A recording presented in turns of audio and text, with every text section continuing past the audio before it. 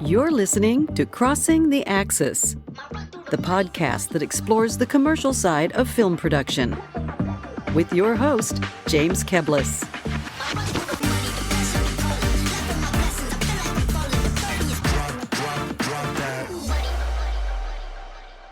Welcome, listeners, and thank you for tuning in to the show. If you've been following me for a while, you know a big part of my point of view centers on how production companies can grow by working directly with brands and essentially bypassing the agency. But don't get me wrong, the agency's responsibilities, in my point of view, are still important in the commercial making process. Of course it is. But what I have suggested is that clients are better served by having these responsibilities split between themselves and the production company directly. This is a growing trend that I've seen and one that I believe will continue because more brands are building more internal capabilities. So for instance, go-to-market strategy tools are more accessible than ever with AI. Production and studio tools are faster and cheaper. Campaigns can be tested, measured, and optimized in real time. And I've seen more and more good agency people now working inside the brands themselves. So the expertise is growing there too.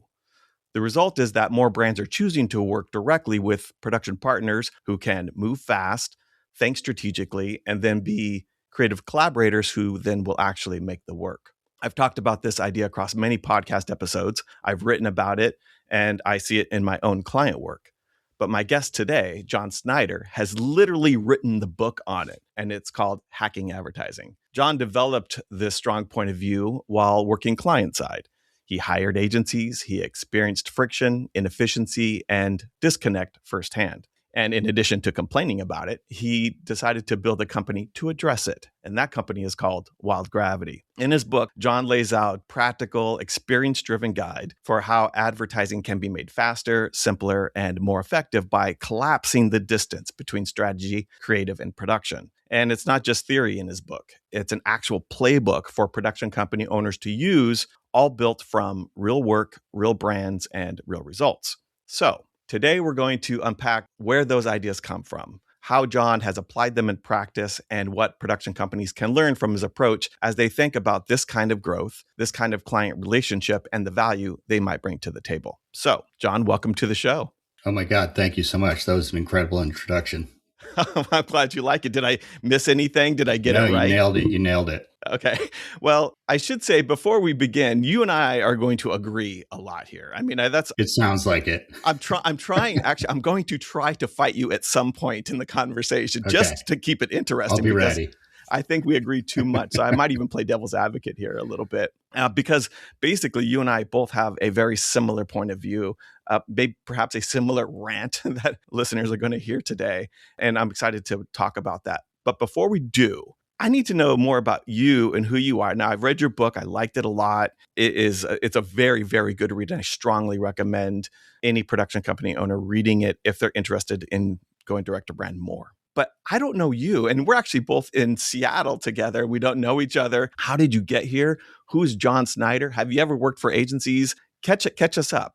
Yeah, sure. I grew up in Boston and went to school in Colorado College and lived in Telluride for a few years. And when I decided to move back to the East Coast and get a real job, I was hell-bent at working for Bose Corporation for some reason. Someone planted in my head. And it was a bit of a journey, but I eventually got there. I got some sales experience, and then I got a job on the sales team, and I was actually selling wave radios over the phone, which was, sales experience is kind of the best for everything. And the reason that I start here is because I was able to get my MBA at night. Bose paid for it. And then I got recruited by one of the first and largest interactive agencies in Boston called Digitas. And this was the very early 2000s. And I had the opportunity to lead accounts for General Motors and Microsoft and AT&T. And so it was there that I first started to get a feel for the corporate environment and see what was involved in making marketing assets for companies of that size. I eventually moved client side I went to another agency, but then I went client side at Fidelity Investments in Boston. And there I was in charge of the brand presentation of the website. So the front end of the website. And I was kind of redesigning Fidelity.com, one business vertical at a time. So up until that point, I was all digital. I was, 100% digital marketing. I was working on like the first banner ads, and sorry for that, email marketing and websites and mini sites. And the thing was flash sites then. But from Fidelity, I got recruited to be head of advertising for LL Bean. And when I was interviewing for the job, I was talking to my boss and I was like, yeah, I've never done television before, but I figure it's just like running any other project. And he was like, yeah, you'll be fine. I'll give you any details that you're missing, but if you can run a project, you can certainly run, a TV commercial shoot. I was like, great. So when I first started to go through that experience, I ran a nationwide search for a new agency of record. We hired the agency. They had a great concept for an ad. We started working with them. There was like 25 different people on the agency team. And then when we finally had the concept nailed, they were like, okay, well, now we need to choose a production company and a director. And I was like, what? Now this, anybody that's in the industry would not be surprised, right? But I went to my boss's office and I was like, wait, the agency doesn't make the ads? He goes, no. And so I was like, who does? And he goes, the production company. And I was like, so we just spent 3 months with the agency working with 25 people, call the ad agency, and they don't make the ad. And he was like, that's right. He was like, they'll still be there on set, they'll advise, but once it gets in the production company's hands and the director's hands, they kind of take it over. And I was like, oh, okay.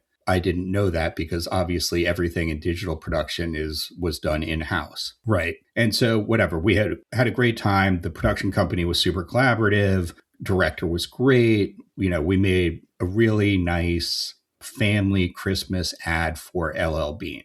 So anyway, I ended up talking to my old boss from Fidelity, who I loved, who had since moved out to Microsoft.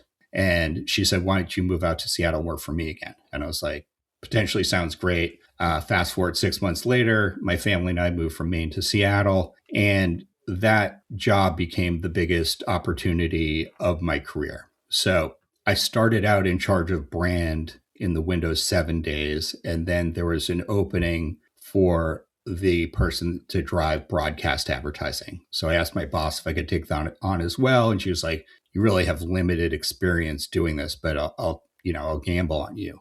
And that experience was amazing. We were running campaigns with hundreds of millions of dollars in media. We were working with literally the most coveted agency in the country, was Crispin, Porter, and Bogusky at the time. They had just been named Agency of the Decade.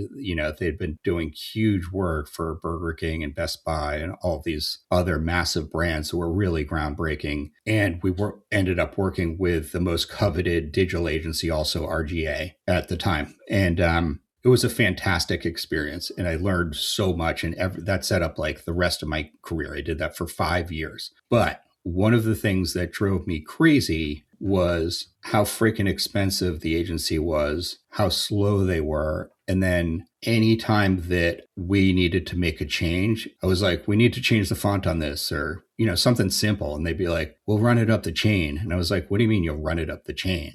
What it meant was I was talking to the account executive. And so he'd like ask his account supervisor, who would ask their account director, who would ask the, VP director. And if that was all approved, then it would shift over to the creative department. Then it would go from, the VP creative director down to the creative director, and eventually filter it down to the copywriter or the designer that needed to make whatever the requested change was.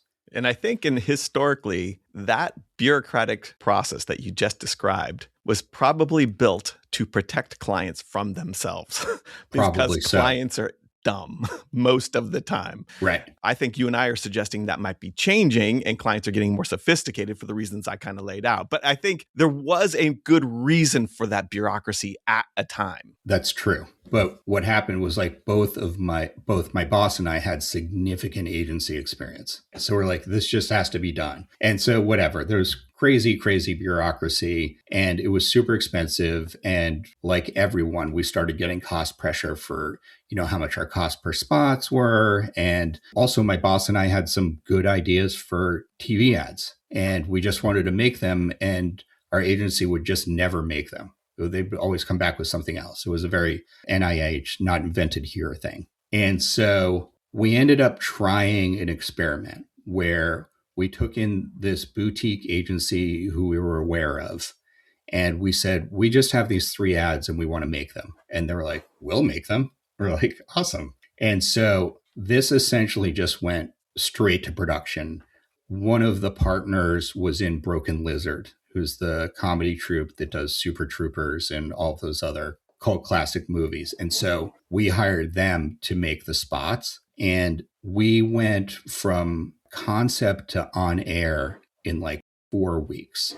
It was like an unheard of timeline for the agency. And those spots cost less than it cost for 1 spot with a big agency. We made 3 spots. I remember reading about this in your book and really gravitating toward the idea of leaning into comedy, comedians, professional comedy writers. I fully agree with that. I've written about it myself. I think I actually have a process like the improv both and for client on take that you need to adopt, that their skills are from comedians and that mindset. So I loved reading that in your book. And I bet you're a big fan of Yes And.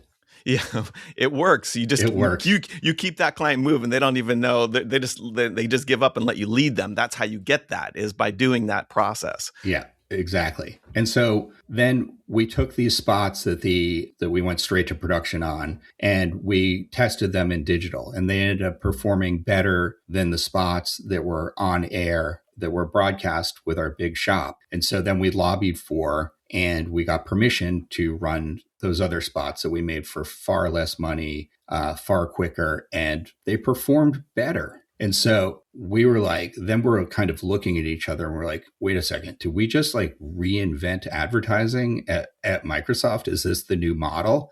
And I was like, it's such a great idea. I was like, you can just make the ads super fast and then you can test them in market, because with the ads that we would make with Crispin, and no slight on Crispin, this is how every big agency did it and does it, because the production itself costs so much money. You would go through all of this focus group testing with with concepts of the ads. And I talk about this in the book as well. Like, focus groups never made an ad better. They always just take the teeth out of it. The ad ends up looking so much different by the time you even get to production with the agency.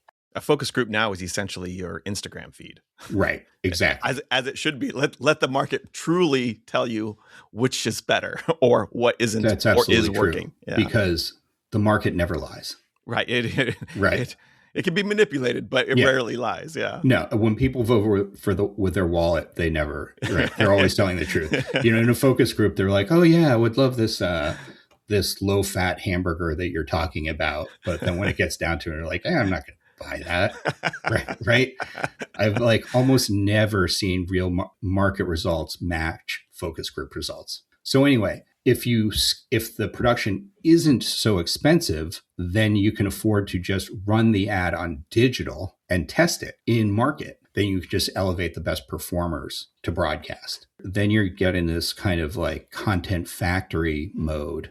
And you've always got, and it's even more important today with digital pretty much being the primary platform, then you've always got new content. And if you run television ads, you can just always take the top performers and put them on TV. And it took us out of like this campaign mode of we would make one campaign. Actually, we had 3 campaign production timelines. We had holiday, we had grads and dads, and then back to school. And so it would take us like 3 to 4 months to gin up a new campaign every time. And it would cost like $4 to $6 million with agency fees, and then $500,000 or more per spot to produce with the production company. And so we're like, oh my God, this is the new way. And we're going to get rid of this agency. And we had a central marketing group, and we're like, we don't need them. And we're all excited. And then, of course, what should happen is a new CMO came in, and they were like, not only are you not going to do that, we're going to hire an even bigger agency. There were They're relationships to like, we need maintain. he was like, we need a holding company. And we ended up with McCann and in that whole holding company. And that was kind of like the writing on the wall for me. And, I'd been there for 5 years and I always told myself, like, I think I have the best job at Microsoft. But, when it changes and it's not that way anymore, then I'll start looking. Well, one of my questions to you was going to be, did the problem find you, or did you find the problem to start Wild Gravity, essentially? And I think you've kind of answered it, although what I get a sense from you is that, your background with an MBA and this clear entrepreneurial spirit, you are a natural salesperson too. I can tell you, like, sales is instinctual to you. I would Right. get that. So because of that, it's always looking for the problem to be addressed in a market way. And so all the pressure points seem to hit you with the problem, and that inspires, I'm assuming, Wild Gravity. Absolutely. And the thought of going back into corporate, like, just filled me with dread at that point. Right. So then I was like, I've got this new model. And so I was like, why don't I just write out this new model, what the idea was? And I made this pitch deck. I made a very basic website. I printed business cards. And then I was like, if I could give you world-class creative that was as good as your agency, but it took a fraction of the time and a fraction of the cost, would you want that? Yeah. So, and because of all my time that I had spent in the industry, I could land the meetings, and then we landed a job with Amazon. There's another observation I want to make here, and that is, listen, my point of view is direct to brand is a potential market for a lot of people. It's big, it's growing.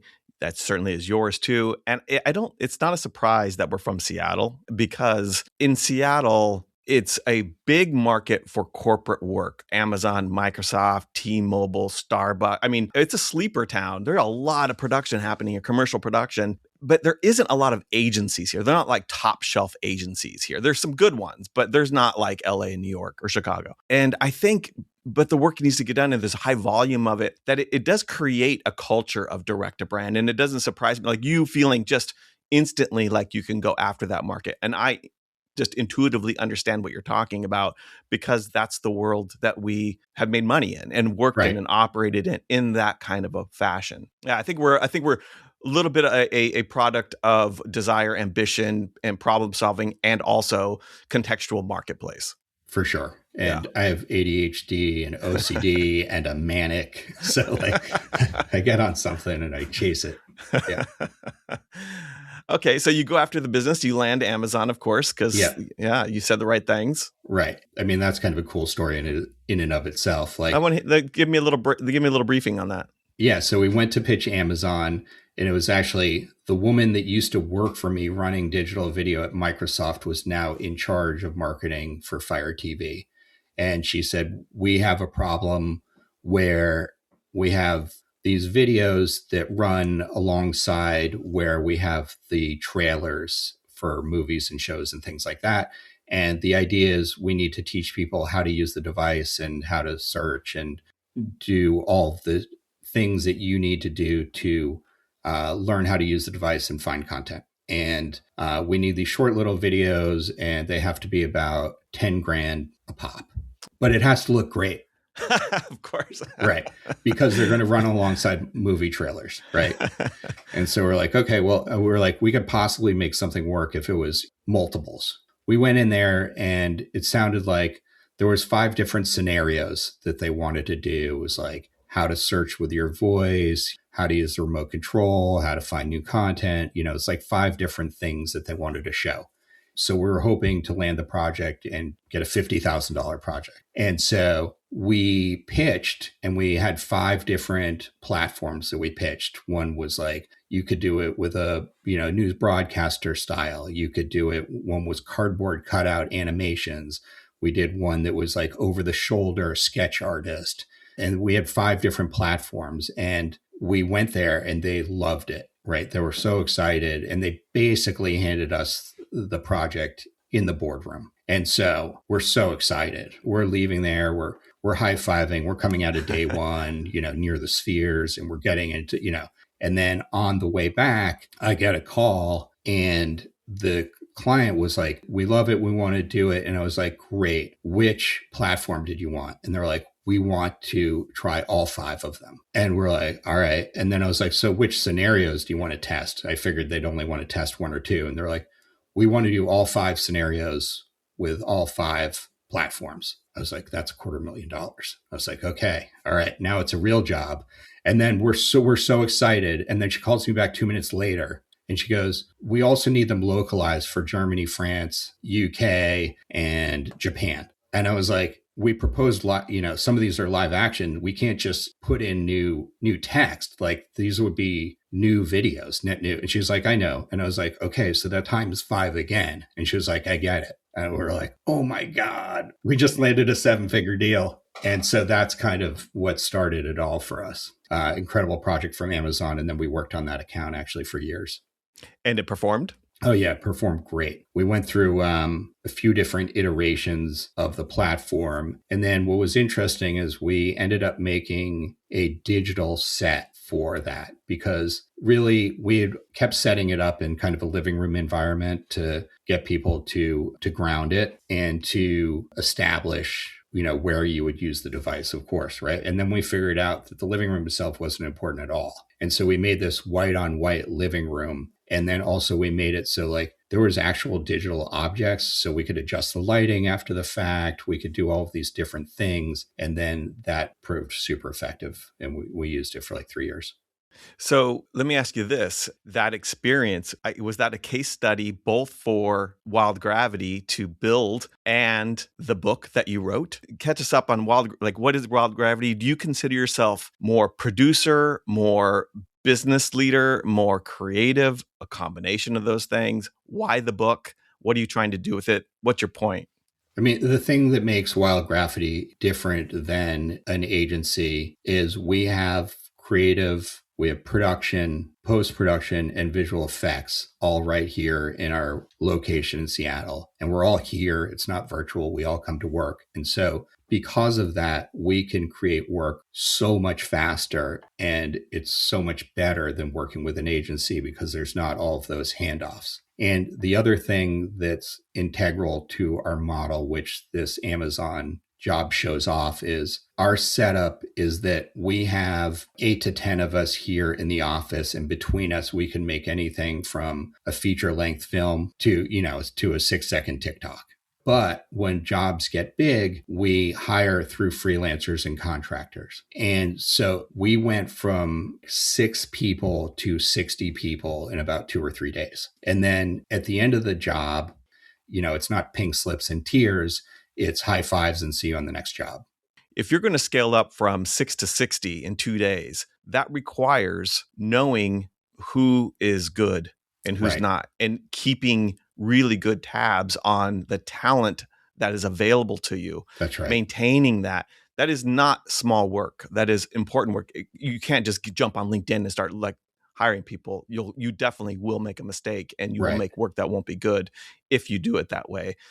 Is that your job, is to keep the sphere of influence around you really full and keeping that maintained and keeping people close and knowing who's doing what, when, where, how?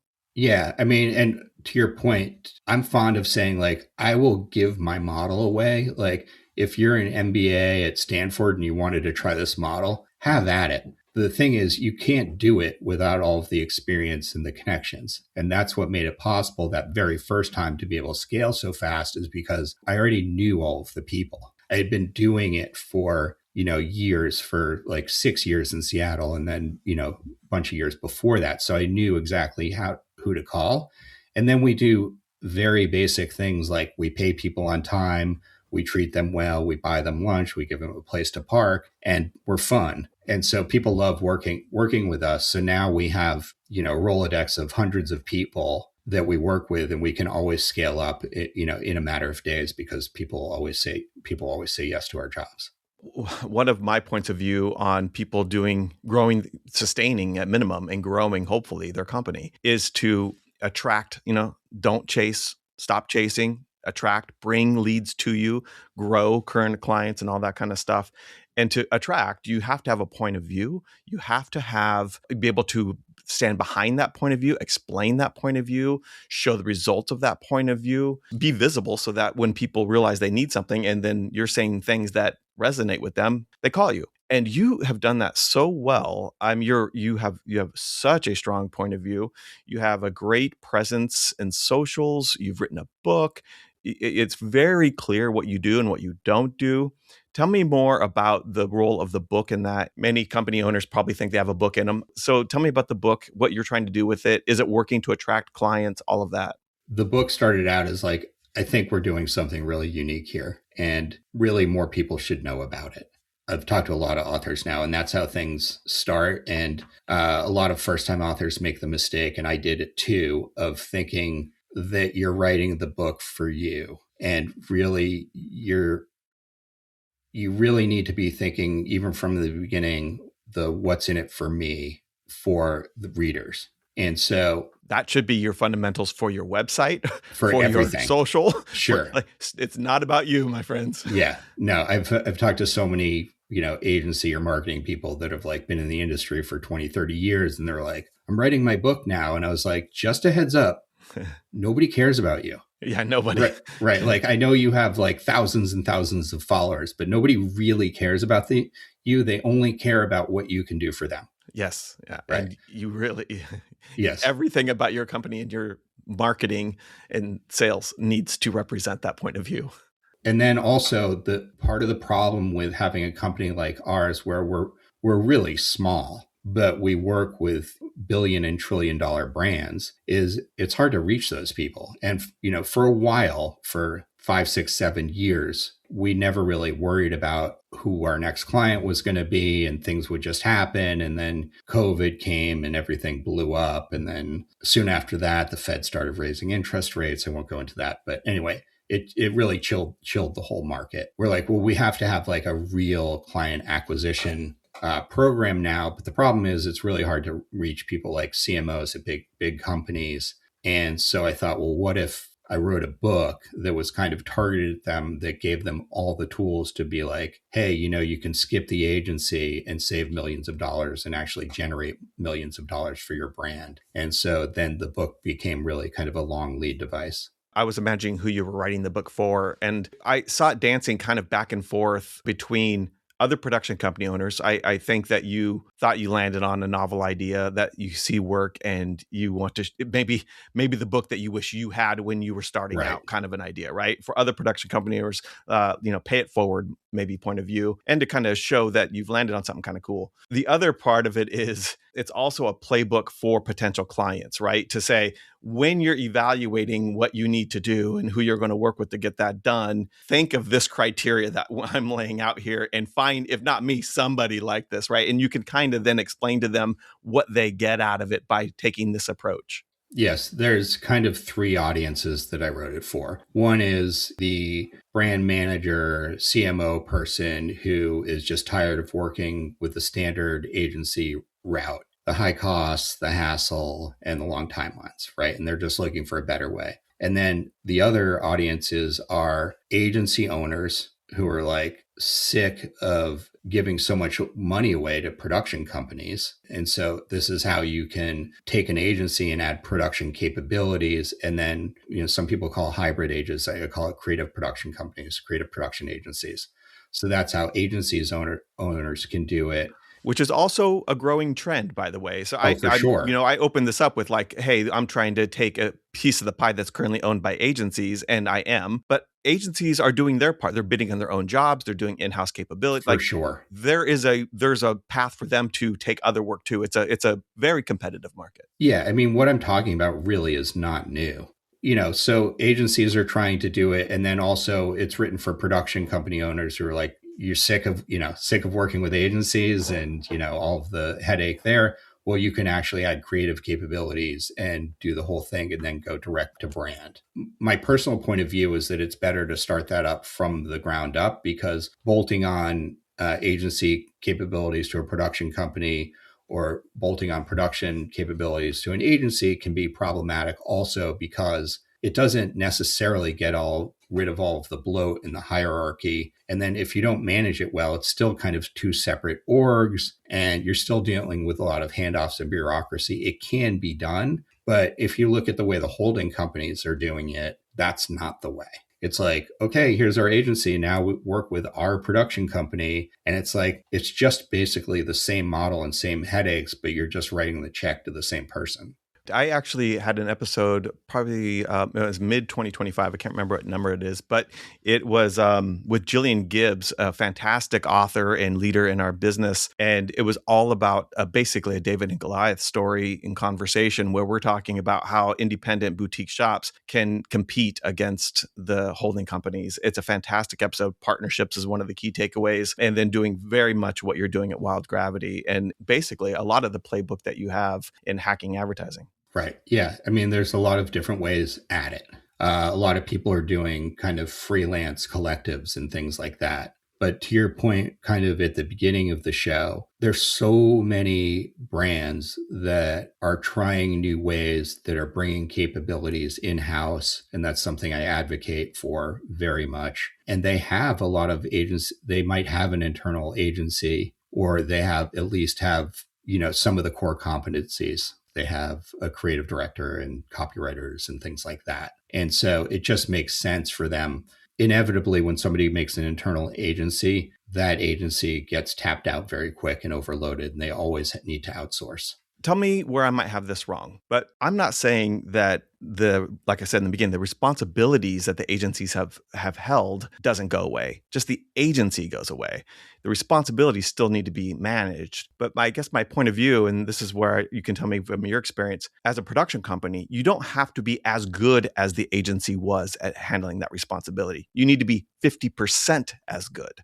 Yes. Because the other 50% of that 100 is actually in-house at the clients. That's right. And they're getting really much more sophisticated. I said clients are dumb. Yeah. And I've been a client. I've been a dumb client. I've hired agencies that have taken what I thought was a good idea, shown me it was a bad idea, really shown me the good idea, and had success with it. And yes. Thank God I had the agency to do that. But that is changing so rapidly. And I think that's why we're seeing this kind of trend spotting up what we're claiming here. But so you only have to be 50% as good as the agencies were. The client's going to bring the other 50%, and then you have to be a collaborator. Would you agree with that, or would you change that? I would 100% agree with that. And to your point, there's so many, and I'm not shitting on agencies at all. Like, agencies add a tremendous amount of value, and they're great at what they do. They wouldn't exist still if they weren't. So there's a ton of talent there, but there's also a lot of overlapping capabilities, even if you don't have your own internal agency. Like, the big one I always point to is strategy.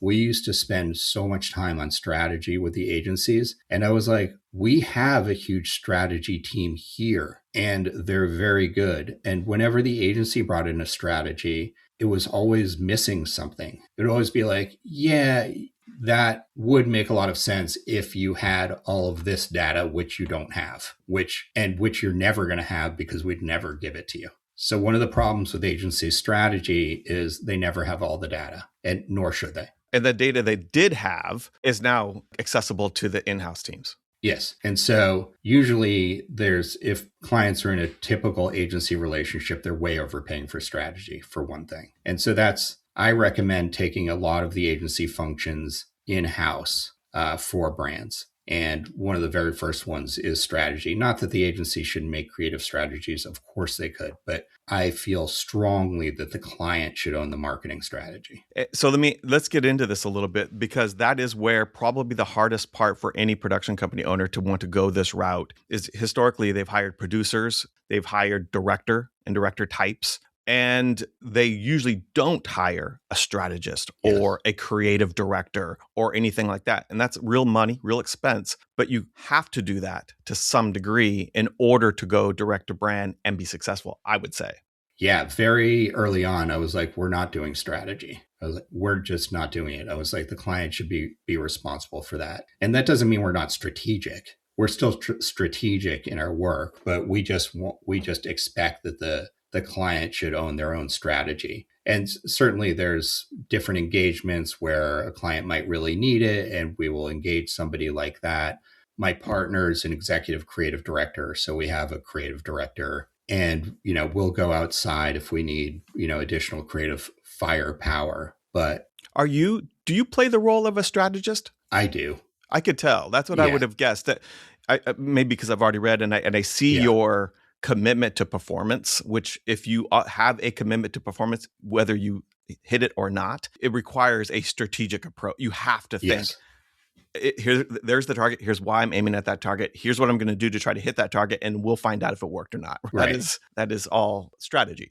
Yeah. And I have a very pragmatic approach, and I'm always about like, I really care about the client's goals. And that's might sound, I don't know, hokey or canned or whatever, but a lot of agencies, their main goal is to sell the agency and build their portfolio. They want to win awards. And so the awards is just, promoting your own agency. And I even heard creative directors say this, like, that's not going to win an award when we're talking about, and I was like, yeah, I'm trying to sell computers, right? Like we have to say the name right, or like you have to show this feature correctly. And we actually have a special niche with technology companies because my partner and I both were from Microsoft, and we get it. We understand like how important that stuff is to clients. And we're always like, do you want to show this part of the product? Does it need to have this? And we're very in tune with particularly needs of technology companies and how important product accuracy is. And, we'll also be like, hey, did you check in with the engineering department to see if we can do this? Did you check with your own internal brand team if this is okay? And they're like, some clients are like, oh my God, that's a really good idea. That's because I've had work killed at the last minute from the engineering team, right? And I know if we don't show the mouse movement correctly, then it's going to be a problem. Exactly. Yeah. What's going to be real? What's going to need to be put in later? The perspective of how you're looking at the screen, all of that stuff. Yeah. So we're really thinking about that. We're really thinking about, is this going to sell products? Is it going to move? Not, is the ad good for, as a piece of entertainment? Well, that's a good bridge to what I think is the hardest part of production working directly with brands. And that is, first of all, being confident enough to ask the hard questions about goals and really unpacking what the client truly needs to have success, and then trying to line up budget and all that kind of stuff to meet that and actually create a campaign and push back to meet it based on your experience and knowing what works and what not. But the other part of it is, and the bigger part is, how do you know what performed? How do you know what you did in the outcome of a campaign that you can take some credit for, that you could talk about, that you could analyze just for yourself? So as you're kind of doing your work for future clients, you can make better work for them. You tap into this. You have these 5 magic metrics. You have this instinct about you. Help production company owners that are listening to this understand what they can do to really speak to meeting the client's goals, being able to measure their participation in whether it worked or not, and then to talk about it. Yeah, I mean, by far the biggest black hole is getting results from the client. And being frank, we hardly ever get them. It's usually all anecdotal. But there is a formula that allows you to self-evaluate whether the ad or communication or article or whatever you're writing is going to be effective. And it's something I stumbled across in Microsoft, because if you're in marketing and you're running campaigns, you're going to be deluged with all of these different metrics and things to look at. And depending on people's political agenda, they'll have you look at, the ad was successful because of this, or it wasn't successful because of this. And so then eventually I learned that all ads and communications come down to 5 things. And those are breakthrough, brand product recall, message recall, likability, and purchase intent. And I'll go through them quickly. If it was an ad survey, you're a Nielsen family, you have a box on your TV, you see a bunch of ads, and then the next morning you get a survey. Breakthrough is, do you remember the ad? And let's say it was Geico. Do you remember an ad with a camel in it talking about Hump Day, or a lizard and Will Arnett, or, whatever? And it was like, yes, I remember that. Like, if the ad doesn't break through, then all other metrics are off the table. It doesn't matter how you score in the rest of them. And these are cascading kind of for all of them. What we have today, is just a quick aside, is everybody's over indexing on breakthrough. Everybody's like, got to have a huge hook, and which is true. You do, but you need to also care for the next ones too. So the next one is brand product recall. And it's, do you remember what the ad was for? And an ad has failed in this regard when a friend comes up to you and was like, I saw the best ad last night. Cool. What was it for? I don't know. Right? It just lost its first job. Okay, well, that wasn't a great ad. It was a great piece of entertainment. So then those progressive don't become your parents ads, Right. I think are great, but I don't think they tie to the brand very strongly. I bet a lot of people don't even know it's a progressive ad. If you had said that a different way and asked and challenged me to say the brand for that campaign, I don't think I would have said progressive. Right. And whereas if in terms of those flow ads, we know those are progressive, right? So then it's like, okay, did it break through? Do I remember seeing the ad? And do I remember what it's for? Yes, yes.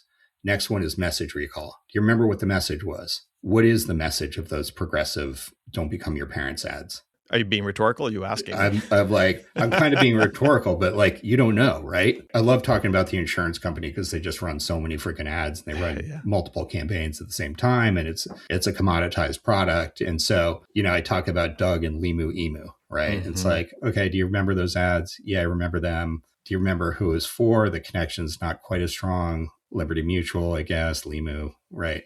And then it's like, do you remember what the message was? Not really. But if you compare that to Geico, yes, I remember it's Geico. I remember the caveman. I know it's Geico because they say it 100 times in every ad, and they even make fun of themselves for how much they say it.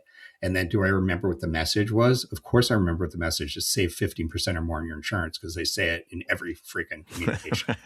So they're like probably the best insurance advertiser and maybe best television advertiser, period, I think. And then the next one is, do you like it? Likability. Do you like it? Because you're really not going to engage with a brand or buy something if you don't like it. There are those super annoying ads that break through and you might be like, oh, I guess I need the service. But for the most part, you're not going to buy something if you don't like it or like the presentation. And then it all comes down to purchase intent is, do you plan to buy it? After all that, would you go out and buy it? Although we don't have access to all of those measures, we can ask ourselves those questions. We can say, okay, if we look at it ourselves, is this going to hit on all of these 5 measures? And if it does, we know we're going to have a successful communication. And that works for everything. That works for your social media posts, for any articles you write, pretty much any marketing communication or any communication that's, not just fiction or meant to entertain.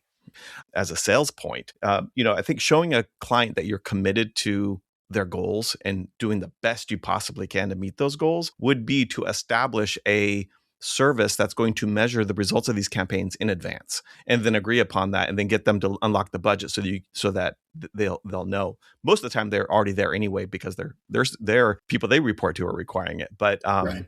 I think it's good asking if you can get that information up front, even before you land the job, as a part of landing the job, because it demonstrates to them, this is what you're thinking about. And I think most of the time they're willing to give it to you. Yeah. It's always a smart strategy to ask in advance and then tell them that you're actually shooting for these metrics.